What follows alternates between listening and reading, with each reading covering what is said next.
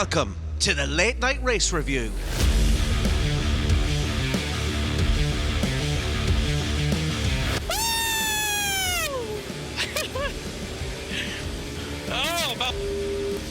I love you all. I love you all. Thank you so much. We did it, Will! We did it! It's the Miami GP. As always, we wrap things up with a look at our predictions game. And don't forget to support the podcast by hitting those like, follow and subscribe buttons. Welcome back to the Late Night Race Review. I'm Owen Scott, and for the second week in a row, we have Dave, Jericho, but we are missing our trusty Somali sidekick, Isidro Gonçalves. But this week, carrying him, Scotty. No. It riding our coattails all the way to the top of the podcast world, and I am sick of it. He's so lucky that what happened yesterday happened, because otherwise he'd be in big doo-doo. But this week, it doesn't matter, because it is a week of celebration for young lads with Xbox headsets everywhere. Lando Norris has won his first Grand Prix, Dave, and the wave of support continues today, and rightly so. What are your initial thoughts on Lando's maiden win? No, it's brilliant. It's brilliant because it was crushing the whole Sochi thing, wasn't it? I mean, I think it was kind of his fault that he didn't come in for that pit stop. He just thought he could ride it out and thought he was making the right call that the rain wouldn't come down heavier. But either way, it's great to see. I mean, there's probably no one else on that grid you'd want to have won that race more than Lando, So it's brilliant race, and I think what's great for everybody is we had a different. Not only did we have a different winner, but it wasn't a different winner because the Red Bulls were out of the race. Yeah. This is a proper win. Exactly. Even Max coming out today and saying if anyone is going to beat me, he's glad that it was Lando that beat him. And as you could see yesterday, the wave of support from the drivers coming up to him, Alonso coming out onto the track, Russell, Ricciardo, it's just brilliant for him. And to be fair, the paddock's usually pretty good like that, isn't it? Anyone that makes their maiden win, they tend to come out and congratulate them to some extent. It's a tight-knit little group, I'd imagine, in fairness, apart from obviously Ocon and everyone else. But yeah. And maybe Tsunoda. But let's jump back to the start of the race, Dave. The first corner. The Bulls, Kvyat's mode. The Bulls were charging. Yeah, Perez fired up his missile and launched himself right down into the first corner. I had initially thought that he had clipped Verstappen, but he was just a hair's breadth away. Yeah. Can you imagine, though? Isn't it great? If this was any other race, we'd have been like, fuck it. If that had happened, at least then the Red Bulls are out. We would have seen racing for the rest of it. Yeah. Now, in hindsight, we know how the race panned out. And had that have happened, we'd now be looking back kind of going, you only won it because the Red Bulls were out of the race. Yeah, that's the big thing everyone is saying today is that thank God that Max was still in the race.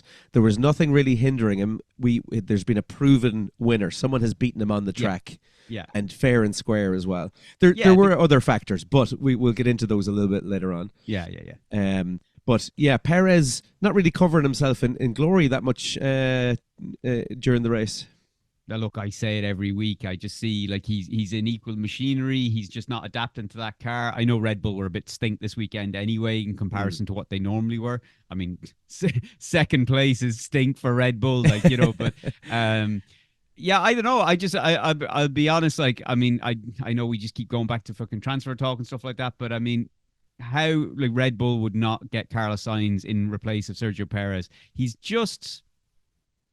not even he was a wingman. In fairness, he was in Verstappen's title first title win.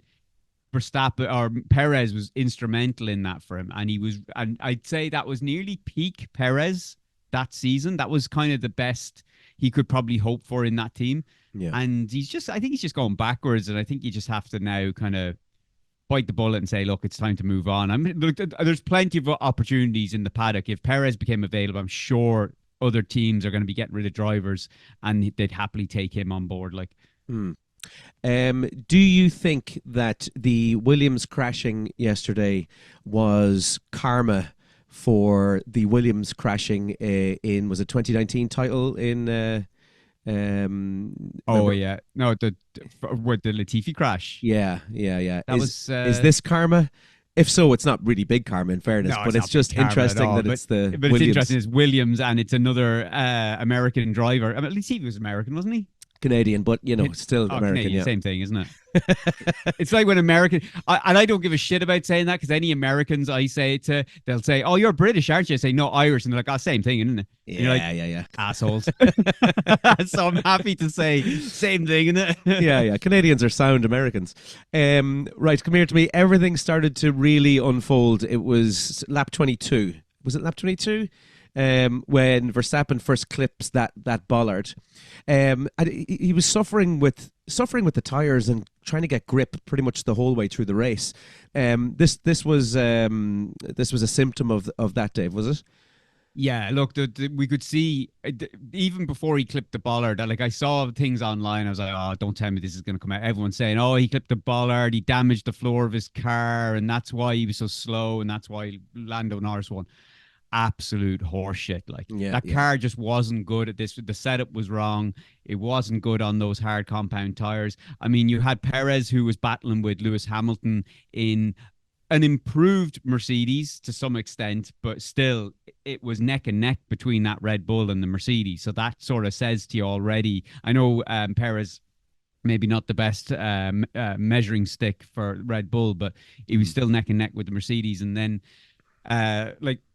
Verstappen didn't exactly pull away at the start. Usually, like, by we're talking lap 22 when the bollard happened. So by lap 22, Max Verstappen's usually at least 10 seconds clear of the rest of the field. And I think he was still within like 2.5 seconds. Yeah, 2.5, 3, like I think, at that time. Yeah.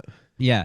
And that was to Leclerc, wasn't it? Or Piastri at that stage? I believe it was Piastri. Yeah. It was, yeah. Leclerc was trailing Piastri at that stage, yeah. Yeah, and then that clip of the bollard, like, I mean, when you saw it in slow motion, like, it hit the wing and then went up over the top. So I don't know how anyone even began to think that he damaged the floor. I watched it a couple of times. I didn't see any signs of it going anywhere near the underside of the car.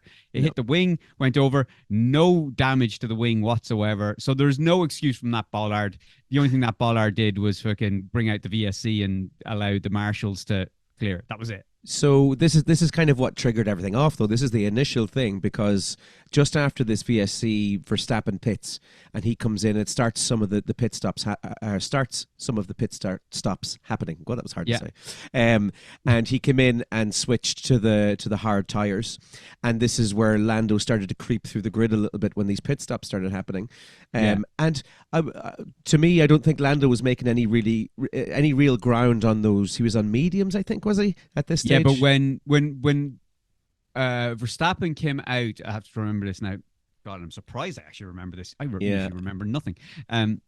So when Verstappen came out, he was like 10 seconds or something behind Lando on the hard tire. The gap was 10 seconds, I think. Or no, it wasn't to Lando. He was behind. It was someone else. Yeah. Yeah, but either way, it was a 10-second gap. But that gap went to 11 seconds, and Lando Norris was still putting in fast laps on the medium tires. So already you were kind of like, is it taking longer for the hard tires to switch on, or were the or did Red Bull come in way too early and there was still life left in those medium tires? But but either way, those it did not work for Red Bull in the slightest. It seemed to be that the mediums, Norris started setting fastest laps then once he had a bit of clean air on the medium tires still. And, Norris then, I think lap 27, Norris is now leading the race.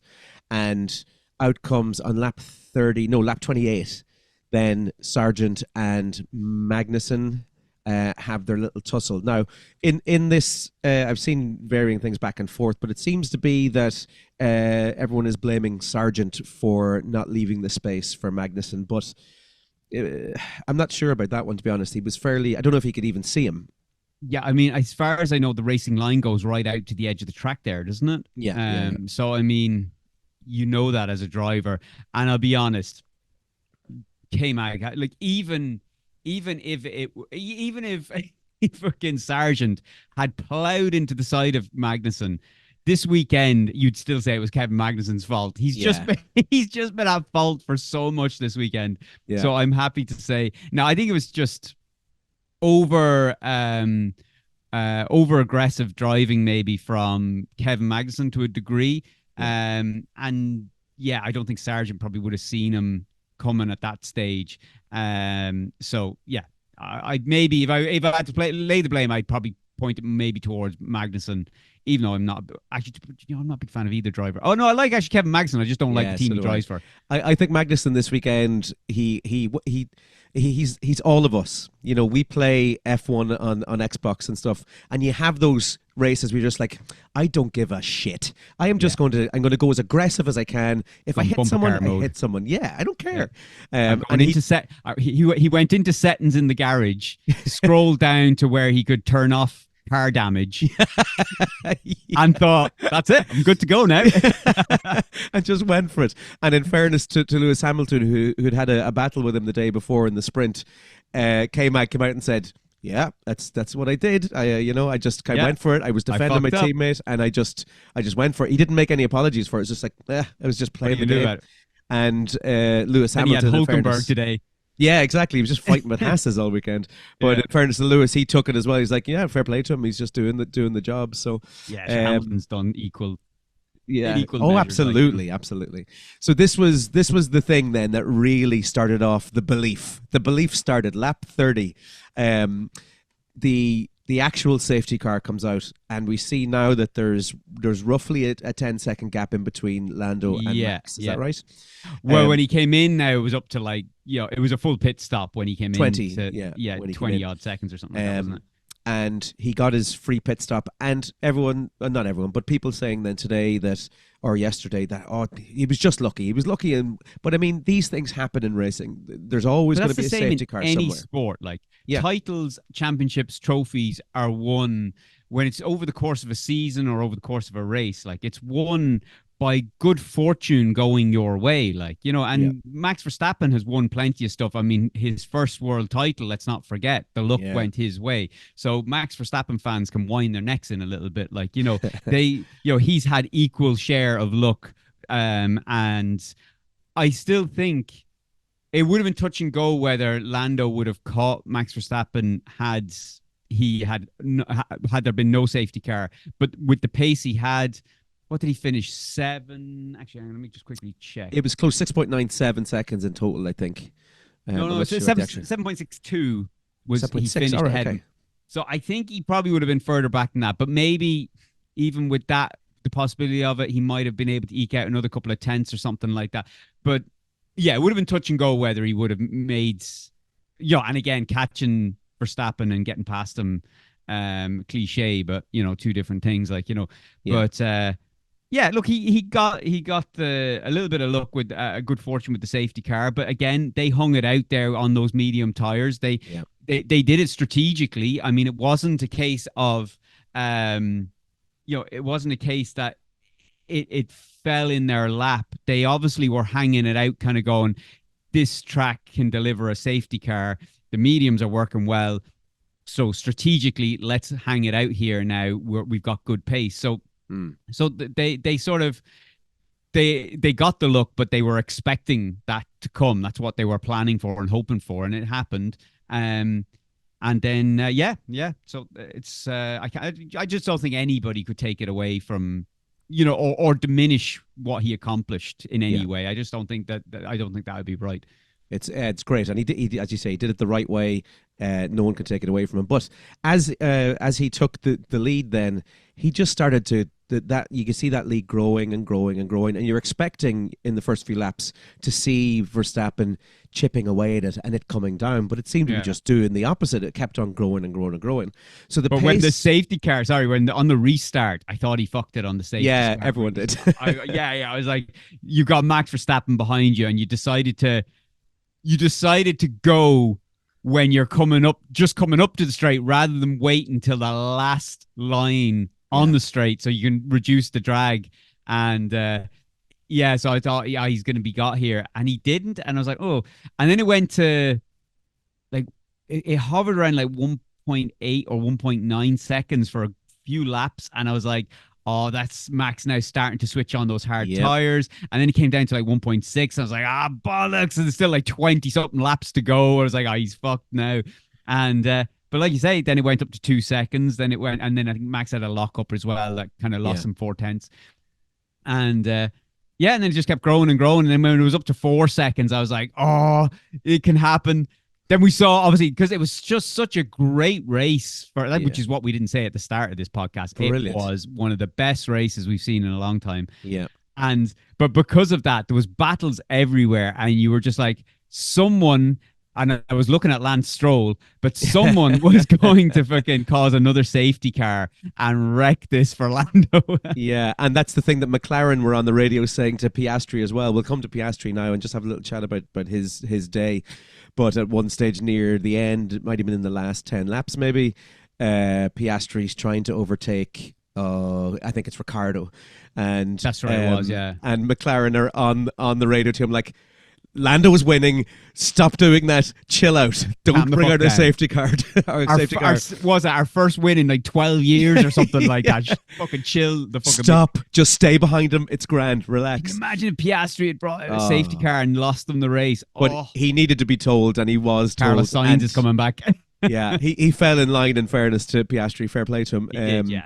But and nearly Albon then taking it away from him as well. He had a little bit of a lock-up and went off into the runoff area. Yeah, it was a big lock-up. Yeah, you know. But I mean, it's hard not to fire a stone into those F1 drivers and find a friend of, or not find a friend of Lando. That so it wouldn't have been that hard for one of his friends to take his win away, but they didn't, and he got there. Fantastic. But let's have a little talk about Sainz versus Piastri. There was the initial overtake, I think, was that Piastri made on Sainz. And did Sainz hit the side of Piastri? Is that what happened? Didn't he cut across or something? Because was it not Piastri's front left wing hits a back right rear of...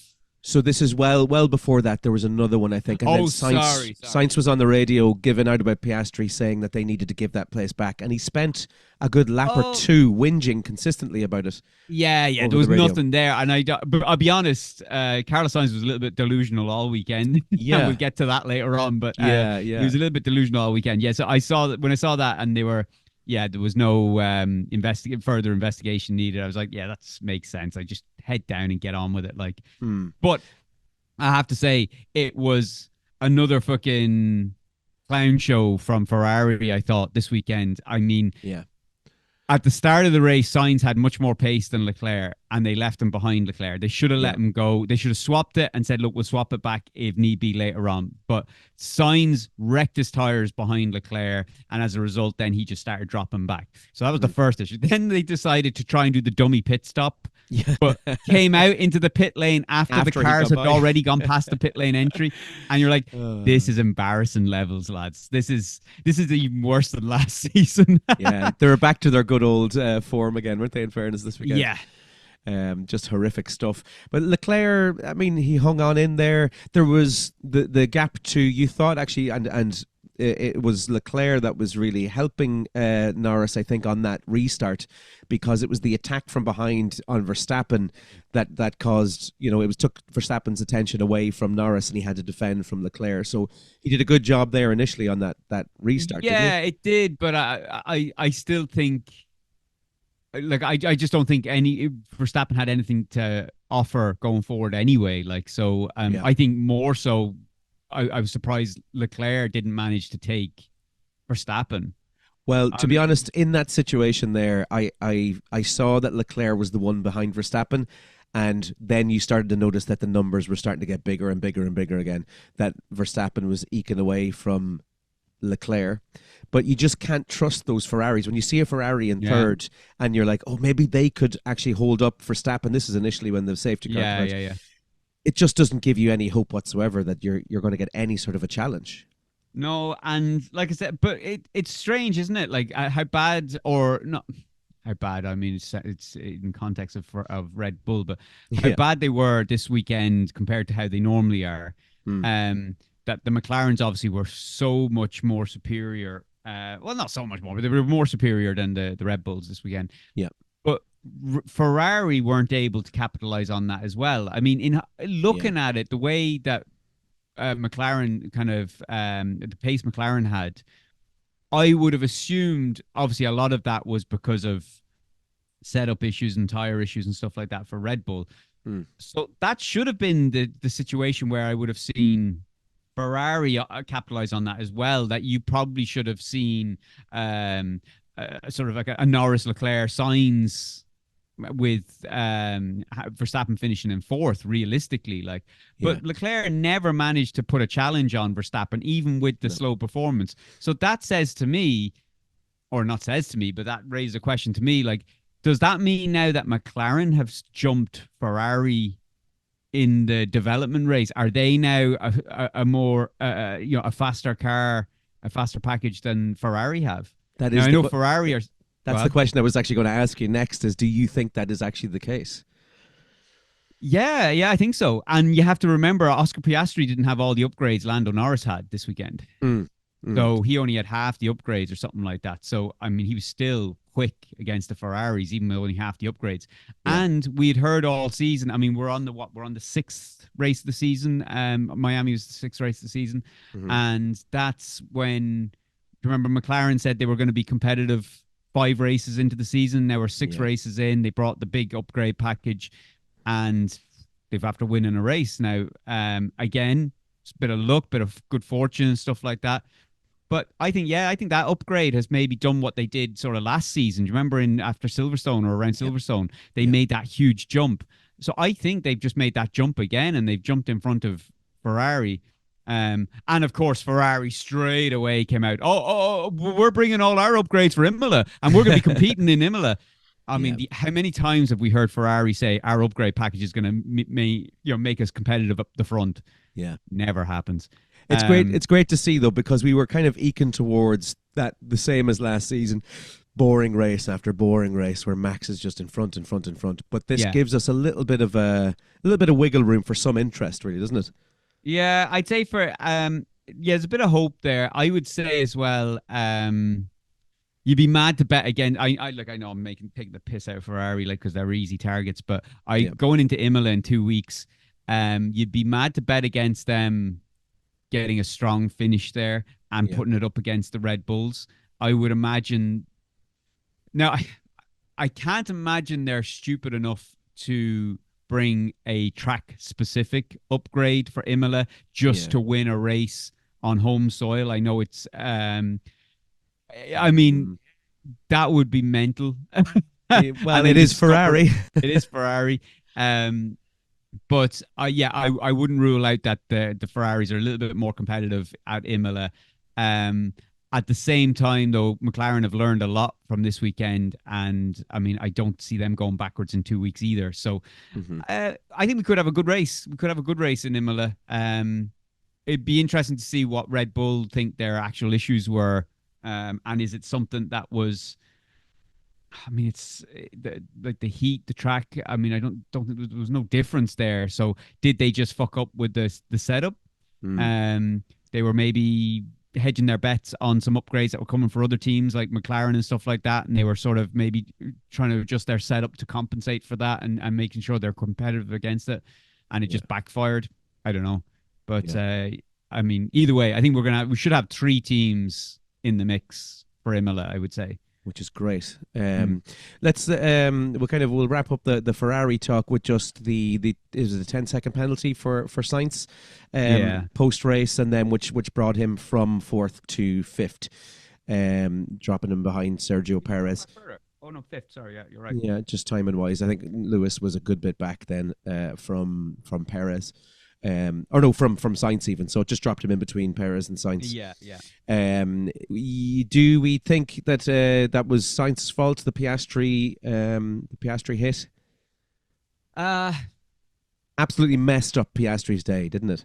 It did. I would say probably yes, but it was just hard racing. I don't know whether I'd go back 10 years and you probably wouldn't even be blinking at it. It was just racing incident. But yeah, largely it was Sainz's fault. In as the modern rules go, it was Sainz's fault. Yeah.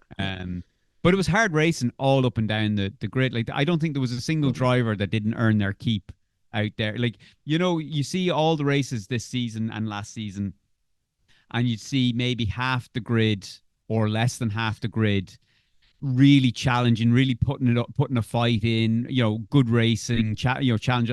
And then the rest seem to be just passengers. They just seem to be doing lap after lap after. Whereas this weekend, it was everyone from the front of the grid to the back of the grid was involved in hard racing, overtaking. It was fucking great.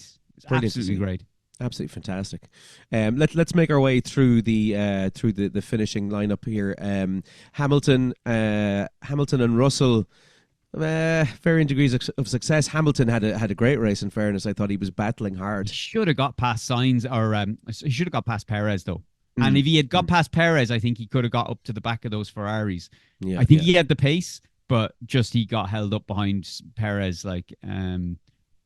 So yeah, but I'm not even going to say, because we always say, oh, that's good, progress maybe for Mercedes, and then they're back just fucking off, losing diesel out of the tractor for the next weekend. And a surprise entry into the top 10 this week from my favorite driver, YukiTsunoda. What is he doing up there? What is he doing in there? 7th, what the fuck? I haven't looked at the predictions, but I'm thinking it sounds like something that Isidro would predict is it's Yuki top 10 or something. Yeah, he loves him. I'm really hoping that's not the case this week. But Yuki must have driven out of his skin. I don't remember seeing him that much throughout the race, but I block him out of my head whenever he comes on the screen. He had some good battles as well. To be fair, it was a good enough weekend for RB overall. Daniel Ricciardo, which there's hilarity there, but Daniel Ricciardo getting 4th in the sprint race, which was great. And then, of course, everyone's saying, Daniel Ricciardo, show him what he's made of. And then fucking last on the next day. Toilet flushing sound. Yeah. But then Yuki getting 7th in the race. That's a good weekend for them. That was a good weekend. Yeah, some points on the board there as well. And someone else scoring their first point. Who was that? Was it Haas getting their first point? No, it wasn't. It was Alpine got their first Haas point. Haas have already got first points with Hulkenberg. So it was actually Alpine who got their first points. That's right, yeah. So 1 point for Alpine this year. A success. Yeah, El Plan is working.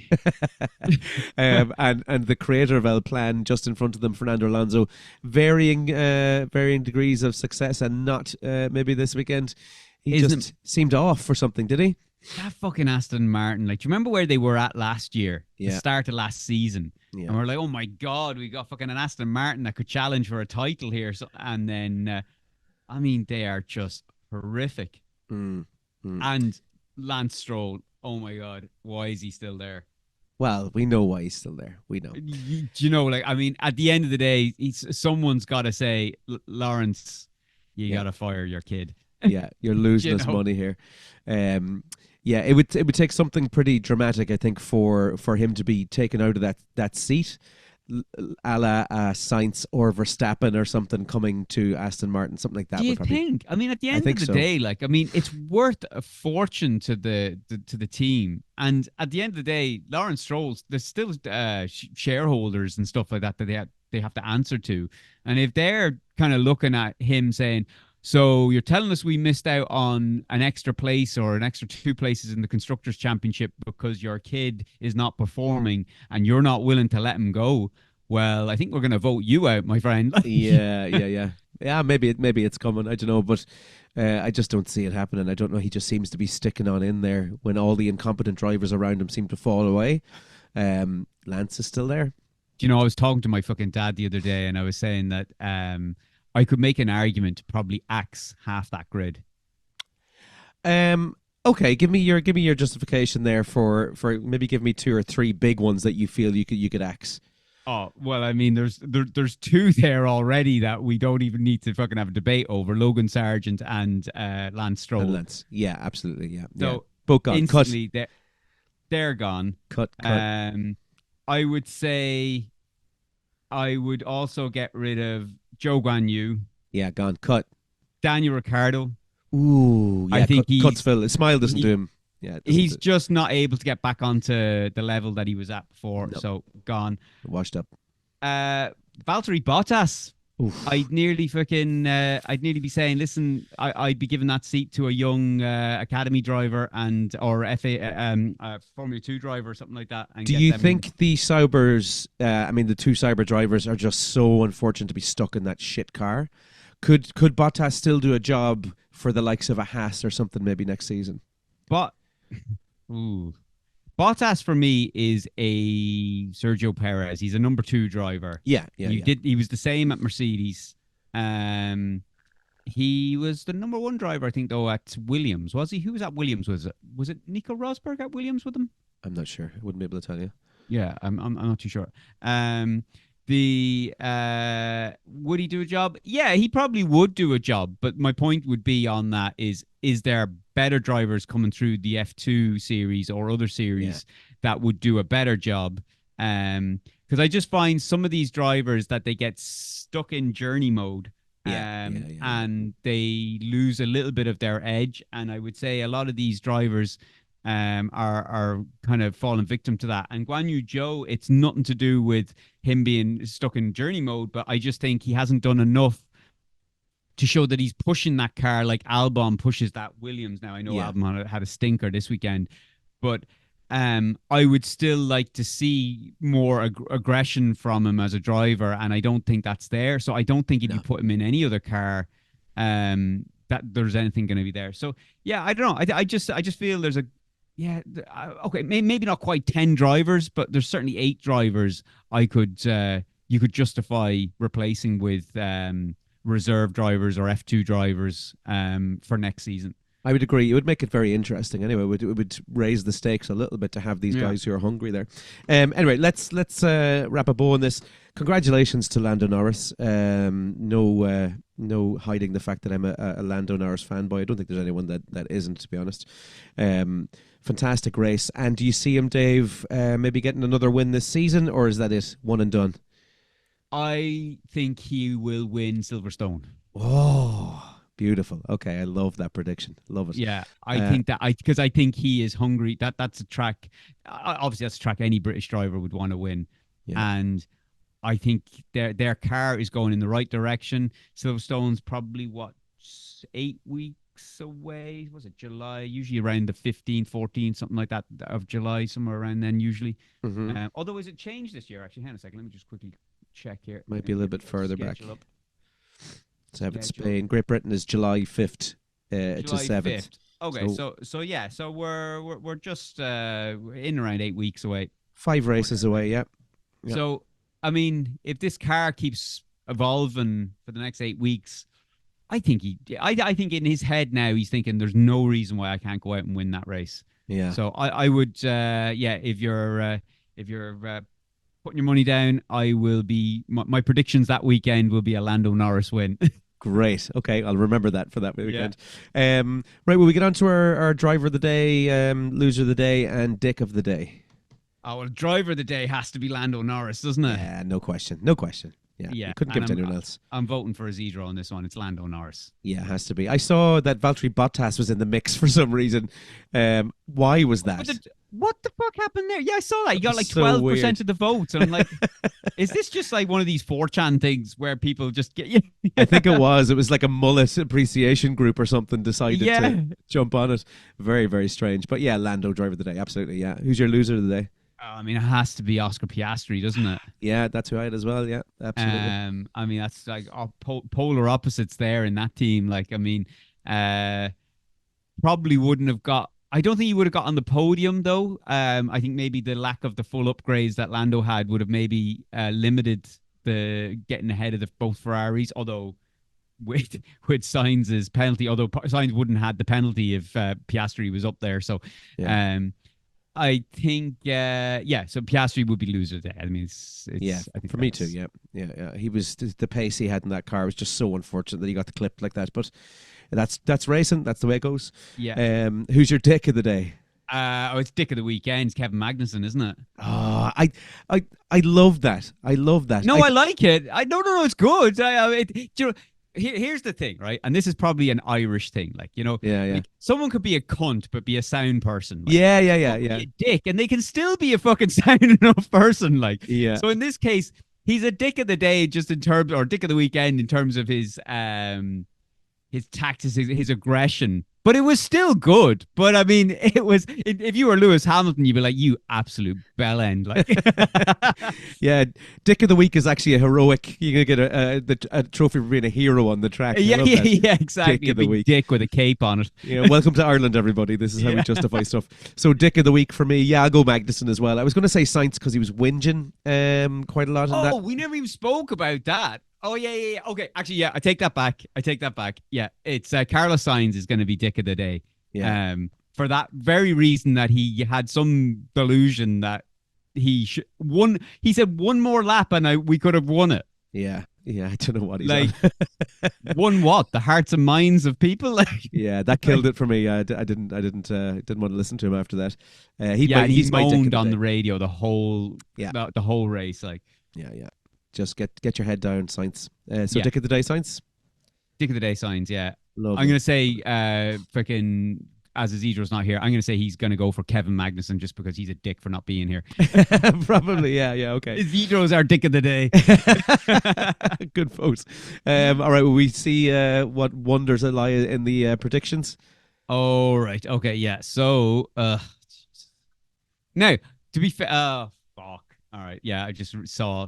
Anyway, all right. I haven't seen anything. All right. Max Verstappen, I went with P1. Did not happen. Sainz, P2. Did not happen. But I'm the only one that even had fucking Norris on the podium, and I still don't get any points for it. Nipois. Okay, so I went for Max P1, which didn't happen. I went Perez P2, which didn't happen. And I went Leclerc P3. All right. Fuck. Well, got a shot in the dark. Yeah. Isidro went with Max P1, didn't happen. Perez P2, didn't happen. And Sainz P3 did not happen. Nipois. I went Ocon DNF. Could have happened, didn't happen. No. Oh, this is the painful one. I was talking to my Jing was beside me when we were watching the race, and I could see he was a second behind. Who was it? Gasly or something? No, Ocon. Yeah. And I was like, he was on the medium tires. I was like, come on, because I know last week we said, what is the betting? It's gonna be either like a fucking it's gonna be an arse squeak either way. Yeah, and it was an arse squeak in my favor. So I said Hulkenberg outside the top 10, and he was just P11. Beautiful. All right. Isidro went Hamilton DNF. No, that wasn't happening. Look at your surprise. Hulkenberg top 10. Fuck's sake. Beautiful. That's painful. I went for Alexander Albon top 10. That did not happen. Doesn't matter this week. Go on anyway. Oh fuck yeah, he did. I just there noticed. He is. Yeah, there it is. I told you. Isidro. YukiTsunoda top 10, 1 point. Oh, so you got your clean slate, Dave. 0 all the way through. Oh well, this is nothing new for this season. I mean, the Chinese Grand Prix was the last or only one I've actually come out on top. I think this season. So I'm on. Hang on a second. The update. Sure, Isidro's calculations are working here. Look at that. So that's you now way in the lead on 10 points now this season. Yeah, full Max Verstappen mode initiated. Yeah, big time. Isidro on 7, and I am in pure fucking, not even Logan Sargent mode. I'm in Latifi mode, who doesn't even race here anymore. I'm on 4 points. Oh, that's beautiful. The shock. I don't know how I'm going to turn. Well, I mean, it's early days yet. We're only 6 races in, but you're going to have to get smart with it, I think. I was going for big air. I was going for the entertainment. Now I'm going to have to fucking go for the points. You are going to have to be smart about it. If I fucking vote for Lando Norris to win Silverstone 8 weeks out, I should get 2 points for that. 8 weeks away. Yeah. Ooh. Like if he wins Silverstone and I'm calling it now and I vote for that, I put that in, lock it in for 8 weeks time. I without seeing how the car progresses. McLaren do over the next. Okay, yeah, no, I'll give you that. All right, I'm putting a note in here now. It's probably not going to make much difference because I'm so far behind, even by getting that extra point for Lando. Yeah. And wait for it now. You two are going to jump in and go, yeah, I think I'm going to Lando for the win as well. Absolutely am, but we'll only get 1 point for it because we're doing it closer to the time. Yeah. Okay, Dave. Imola. All right. Imola. 2 weeks time. 2 weeks time. I mean, I'm going with. Is it Big Air? I'm going with Ferrari double.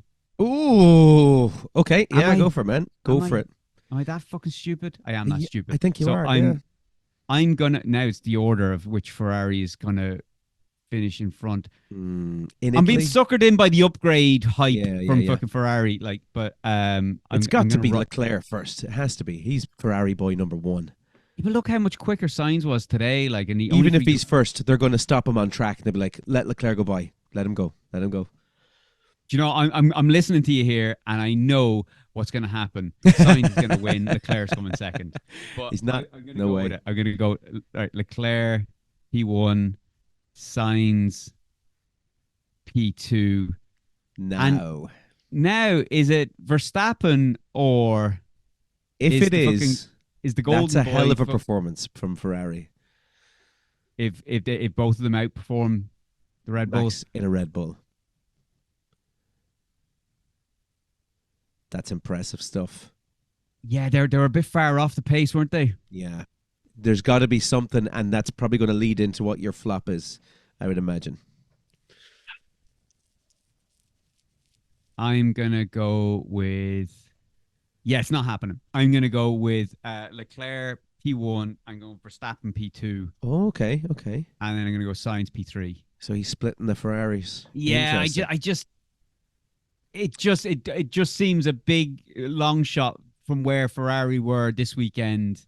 Yeah. To even with the upgrades, and the upgrades could go tits up, like they're not necessarily going to work, like so they could end up coming out worse than they fucking are. In which case, I'm going to look stupid putting Ferrari even on the podium, like. Yeah, no, I agree with you. I think Ferrari are going to have a decent weekend next weekend, which is why my predictions are somewhat similar to yours, except I have Verstappen P1 and then I have Leclerc Sainz.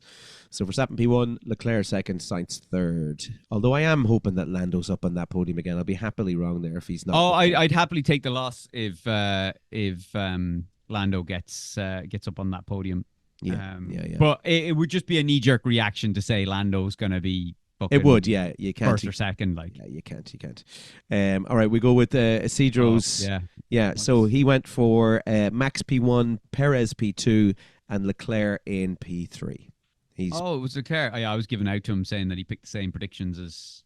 That was the week Miami, before. But No, he didn't. So he went Max, Perez, and Leclerc. Yep. Yeah. Right, give us your flop. Really? Yeah, it's an interesting one. Yeah. That is interesting. All right. My flop will be... Well, don't you just know what I'm going to do? Yes, because I'm probably going to do the same. Outside the top 10. That's an interesting one. Okay, hold on a second. I am going to go for... hold on, let me just... I think I'm going to do something actually similar to what you did there. But I can't pick the same person, so I'm going to... Well, there's an easy one there as well. Hold on. I had the results up. Sorry, let me just have a quick little look. So yeah, I'm going to go for YukiTsunoda outside the top 10. That was the obvious secondary. Has to be done. Yeah, it has to be done. And I hate that guy. Oh my God, I hate him. I hate him so much. I know. And you know, that whole... I don't watch the Drive to Survive anymore, but the season that he was in it, or the episode that he was in, it just made me dislike him more. Just his attitude to such a Formula spoiled 1 little and shit. Oh, it just annoys the crap out of me. Big time. He's another driver we can axe off the fucking... Oh, gone, yeah, first. Even if he roster. won a race, I would happily have him axed. Yeah. Hate him. Or who did Isidro go for? Oh, I didn't even Johnny think about Funbags himself. Johnny Funbags. He went for Hamilton DNF, which is an interesting one. That's what I said. I thought he fucking called the same predictions in a row. That's what he did last for the Miami. Yeah, it's interesting. I like Hamilton for all his faults. He's been okay this year. He hasn't DNF'd. I think once he DNF'd. But this season, did he? Yeah, it was in. Let me think for a second. Tries to think, but can't. No, I can't remember. He did DNF somewhere. He retired the car, didn't he?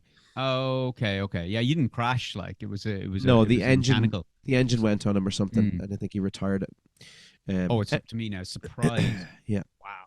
Okay. Well, we're gonna be dicks about it. We're gonna keep this whole fucking... I'm going the same way as you. I don't know why you wouldn't. There is only one choice.